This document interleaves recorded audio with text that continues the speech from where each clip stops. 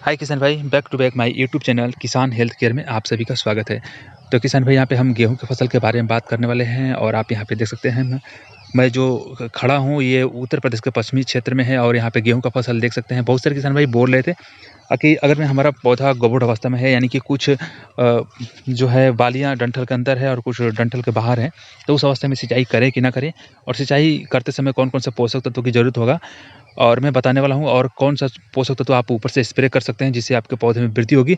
और क्लोरोफिल के कारण जो पत्तियाँ हरी दिखाई देती है, तो उसका कार्य क्या होता है। और जब फ्लैग निकलता है, फ्लैग फ्लावर ग्रीन पत्तियाँ निकलती हैं, एक फ्लैग होता है पत्तियाँ जिसको मैं आपके यहाँ दिखाने की कोशिश करूँगा। देखिए यहाँ ये पत्तियाँ जो होती है फ्लैग के नाम से जाना जाता है, जो कि ऊपरी हिस्सी होती है और इसमें बाल निकलता है। तो ये बाल अभी डंठल के अंदर है और यहाँ से बाहर निकलेगा, तो ये गोबुट अवस्था में पौधा है और यहाँ पे सिंचाई करना बहुत उचित है। तो सिंचाई करते समय किसान भाई से मैं यही कहूँगा कि जब भी आप सिंचाई करने जा रहे हैं तो एक बात को विशेष ध्यान दें। आप देखें कि आपके यहाँ जो मौसम है, मौसम में हवा है कि नहीं। अगर में आपके मौसम में हवा है, यानी कि मौसम में हवा है, तो आप सिंचाई ना करें, 2-4 दिन रुक जाएँ। और रुकने का कंडीशन ये है कि जब आप रुक जाएँगे तो उस अवस्था में आपका जो पौधा होगा और जो फसल लगाए हैं, आप सिंचाई कर रहे हैं, तो आपका पौधा और फसल सेफ रहेगा। क्योंकि अगर में आप सिंचाई कर रहे हैं और हवा हो तो आपका जो फसल है नीचे की तरफ झुक जाएगा और आपका फसल सूखना स्टार्ट हो जाएँगे। और यहाँ पे फसल तो ऐसा है नहीं कि सूखना पूरा स्टार्ट हो जाएँगे, इसमें आपकी वृद्धि होगी और कुछ ये यहाँ पे आपका जो बालियाँ निकलेंगी उसमें कुछ दाने जो है दुबले-दुबले, पतले-पतले से दिखाई देंगे। तो वृद्धि होने से कोई लाभ नहीं होगा, क्योंकि यहाँ पे मैं आपको बता दूँ कि आपकी उपज बहुत कम होगी। तो ये ध इस बात को आप ध्यान दें सिंचाई करते समय आपको कि वातावरण में हवा है कि नहीं। अगर में हवा है तो आप सिंचाई ना करें, 2-4 दिन रुक जाएँ। और जब हवा जैसे ही कम हो रहा है तब आप सिंचाई करें, ताकि आपका पौधा सीधा-सीधा खड़ा रहे, आपका फसल जो है सीधा-सीधा खड़ा रहे।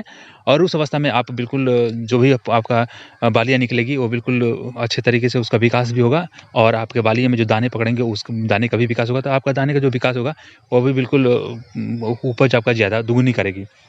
तो किसान भाई, यहाँ पे सबसे बड़ी बात निकल के आती है कि यहाँ पे कौन-कौन से जो है पोषक तत्व लेना ज़रूरी होगा सिंचाई करते समय। तो मैं यहाँ पे आपको बता दूँ कि इस कंडीशन में आपका पौधा है, तो आपको सबसे पहले आपको एक कैल्शियम अमोनियम नाइट्रेट लेना है, ये ध्यान रखें। अगर मैं ये आपका लेना है तो ले लीजिए, नहीं तो इसके बाद से डीएपी ले सकते हैं।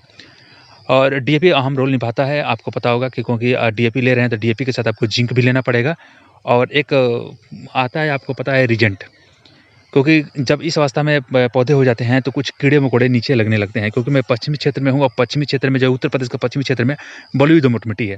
तो जहाँ बलुई दोमट मिट्टी है तो वहाँ पे तो इस अवस्था में जो आपका फसल है तो यहाँ पे आपको डीएपी और एक रीजेंट कैल्शियम लेते हैं, कैल्शियम अमोनियम नाइट्रेट ले सकते हैं, डीएपी ले सकते हैं। और आपको जिंक 33% वाला लेना है, इसका आप छिड़काव कर सकते हैं। कोई भी एक कीटनाशक लेकर मिलाकर उसको छिड़काव करना है आपको खेतों में, ताकि जो मिट्टी में कीड़े होंगे वो नष्ट हो जाएँगे। और जहाँ चिकनी मिट्टी है वहाँ पे आपको कोई भी ऐसे कीटनाशक नहीं लेना है। आप बस केवल आप कैल्शियम अमोनियम नाइट्रेट या डीएपी का छिड़काव करके आप सिंचाई कर सकते हैं खेतों को। तो इस बात को आप आसानी से ध्यान रखें कि दिमाग में कि जब हम बलुई दोमट मिट्टी है, यानी कि आप पश्चिमी उत्तर प्रदेश से बिलॉन्ग कर रहे हैं, पश्चिमी उत्तर प्रदेश के किसान हैं, तो यहाँ पे आपको थोड़ा यहाँ पे बजट में देखना पड़ेगा कि आपको थोड़ा यहाँ पे कैल्शियम अमोनियम नाइट्रेट और डीएपी के साथ आप छिड़काव कर रहे हैं खेतों में, तो यहाँ पे आपको एक कीटनाशक लेना पड़ेगा, जैसे बलुई दोमट मिट्टी में जो होते हैं कीड़े-मकोड़े होते हैं वो नष्ट हो जाएँगे। अब बात आती है कि जब आप सिंचाई करने जा रहे हैं तो सिंचाई करते समय आप खेतों में बिखेर सकते हैं, खादों को छींट सकते हैं। और नहीं तो आप सिंचाई करने के 2 दिन बाद खेतों में नमी है तो आप छिड़क सकते हैं। लेकिन आपका पौधा अगर 3 से 4 साढ़े 3 या 3 फुट के आस-पास है, तो इस अवस्था में आप छिड़काव कर सकते हैं। नहीं तो 2-3 या 3 दिन बाद आप छिड़काव करेंगे, तो उसमें आपको चलने में परेशानी होगी। तो आप जब खेतों में नमी नहीं है तभी आप छिड़काव करके और उसका तब आप सिंचाई करें, ताकि आप आसानी से उसमें छिड़काव कर सकते हैं और फसल को आप सिंचाई कर सकते हैं। अब स्प्रे करने की बात आती है कि जब पौधे में जब सिंचाई करेंगे, देखिए यहाँ पे सिंचाई की गई है किसान के द्वारा, खेतों में पानी जमा हुआ है। तो यहाँ पे ज़्यादा जमाव नहीं करना है पानी का, कहीं इकट्ठा नहीं होने देना है, क्योंकि इस अवस्था में पानी का बस उतना ही पर्याप्त मात्रा आप पौधे को दे सकते हैं, जिससे पौधे को जो मिट्टी के अंदर पोषक तत्व है वो एब्ज़ॉर्ब करके और अपने बालियों के ऊपर हिस्से में पौधा है एब्ज़ॉर्ब करके लेके जा सकता है, जिससे क्लोरोफिल के कारण पत्तियाँ हरी होगी तो वो प्रकाश संश्लेषण से पौधे में भोजन बना के और बालियों में विकास करेगा। तो यहाँ पे आपको इतना पानी खेतों में नहीं लगाना है, बट यहाँ पे लग गया है तो उसका प्रबंध करें, कहीं निकाल दें। ओके, तो अब यहाँ पे जो ऊपरी आपको स्प्रे करना है, तो जब बालियाँ पूरा पूर्ण रूप से निकल जाती है, तो बालियों में क्या है कि परागण होता है, क्योंकि वहाँ पे देखते हैं सफ़ेद-सफ़ेद से फूल लगने लगते हैं बालियों में। तो गेहूँ की बालियों में जब आप गेहूँ की बालियाँ निकल रही हैं, तो उसमें फूल लगते हैं, तो काले-काले से भद्दे दिखाई देने लगते हैं, जिसकी वजह से ऊपर बालियों के ऊपरी हिस्से में दाने नहीं होते हैं, निचले हिस्से में भी दाने नहीं होते, बीच में थोड़ा दाना पकड़ लेता है, जिसकी वजह से आपके फसल नुकसान ज़्यादा होता है और उपज भी ज़्यादा ज़्यादा नहीं होता है, कम होता है।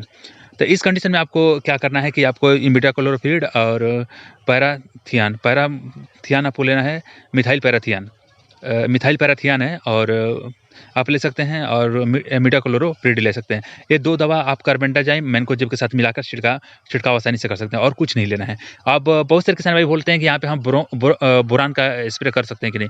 देखिए, बोरान का आप स्प्रे कर सकते हैं, लेकिन बोरान के साथ आपको सल्फर 90% लेना पड़ेगा। तो ऐसी बात है कि इस कंडीशन में आपका जो पौधा है ना, क पौधे की पत्तियाँ हरी है, तो आप बोरान का प्रयोग नहीं कर सकते हैं और हरी नहीं है, पीलापन है पौधे में, तो आपको इमिडाक्लोप्रिड नहीं लेना है। यहाँ पे आपको कार्बेंडाज़ाइम और मैनकोजेब और उसके बाद से बोरान और आप आवश्यकता अनुसार सल्फर 90% वाला ले सकते हैं। उसका छिड़काव करने से आपका पौधे में जो क्लोरोफिल के कारण पत्तियाँ जो है हरी नहीं है, पीलापन दिखाई दे रहा है, तो पीलापन भी दूर होगा और आपके पौधे में विकास भी होगा। तो बोरान एक अहम रोल निभाता है और मैं आपको बता दूँ कि यहाँ पे भी देख सकते हैं सिंचाई की। देखिए, ये पानी का जमाव कितना लगा हुआ है और तो इस अवस्था में आपको इतना पानी का जमाव नहीं करना है किसान भाई। से मैं यहाँ पे कैमरे को ज़ूम करके दिखाऊँगा। देखिए, ये जल है और ख़ैर आपको दिखाई नहीं देगा, चलिए मैं स्पष्ट कर दे रहा हूँ। देखिए, देखिए ये जल है। अब आपको पता चल गया होगा। तो ऐसे कंडीशन में आपको ये विशेष रूप से ध्यान देना है कि खेतों में पानी ना इकट्ठा हो और आगे भी चल के दिखाऊँगा। और देखिए, यहाँ पे जो है सिंचाई की गई है और लेकिन ऐसे कंडीशन में पौधा है, तो आप बिल्कुल जो बात मैंने आपसे कही है उस बात को आप विशेष ध्यान दें। आगे खेतों में जो है छिड़काव करना है तो कैल्शियम अमोनियम नाइट्रेट, डीएपी और आपको एक कीटनाशक लेना है बलुई दोमट मिट्टी के लिए। और चिकनी मिट्टी है आप, तो उसमें आप ये कैल्शियम अमोनियम नाइट्रेट नहीं लेना है और डीएपी आप ले सकते हैं, बस केवल डीएपी का छिड़काव करके आप सिंचाई कर सकते हैं। उसमें कीटनाशक भी आपको नहीं लेना है। अगर में आपका बलुई दोमट मिट्टी है तो उसमें आपको कैल्शियम अमोनियम नाइट्रेट, डीएपी और साथ में एक कीटनाशक भी लेना पड़ेगा। इस बात को ध्यान दें। ऊपर से स्प्रे करने के लिए आपको, अगर में पीलापन है, पौधे में पीलापन है, तो आपको इमिडाक्लोप्रिड नहीं लेना है, आपको बोरॉन लेना है और सल्फर लेना है 90% वाला और उसके बाद से आप सल्फर लेके और उस कार्बेंडाज़ाइम मैनकोजेब के साथ मिलाकर आप स्प्रे कर सकते हैं। आवश्यकता अनुसार आप 70 से 80 लीटर पानी में 1 हेक्टेयर में मिलाकर छिड़काव आसानी से कर सकते हैं। तो आई होप किसान भाई आप समझ गए होंगे और कृषि संबंधी कोई भी जानकारी आप लेना चाहते हैं तो चैनल को सब्सक्राइब कर लें। यहाँ पे कृषि संबंधी सारी जानकारी दी जाती है और मैं आपको बता दूं कि यहाँ पे जो फसलें गेहूं की हैं, कटाई से लेकर और बुआई तकले में सारे आप वीडियो यहाँ प्रोवाइड कराया हूँ, चैनल पर जाकर देख सकते हैं। और मैं आपको बता दूं कि जो भी समस्या है आप कमेंट सेक्शन में लिख दीजिए, वहाँ पर मैं आपको रिप्लाई के माध्यम से बता दूंगा या तो आपको वीडियो के माध्यम से भी बता सकता हूँ। तो यहाँ पे घबराने की ज़रूरत नहीं है। आप किसान हेल्थ केयर पे आप विजिट हैं तो चैनल को सब्सक्राइब कर लीजिए, बेल आइकन पर जाकर प्रेस करके ऑल पे क्लिक कर दीजिए ताकि जब भी मैं वीडियो अपलोड करूँ खेती संबंधित या किसानी संबंधित तो सबसे पहले आपको प्राप्त हुए। तो किसान भाई आज के लिए इतने। Happy night day, watching for video. जय हिंद, जय भारत, जय जवान, जय किसान।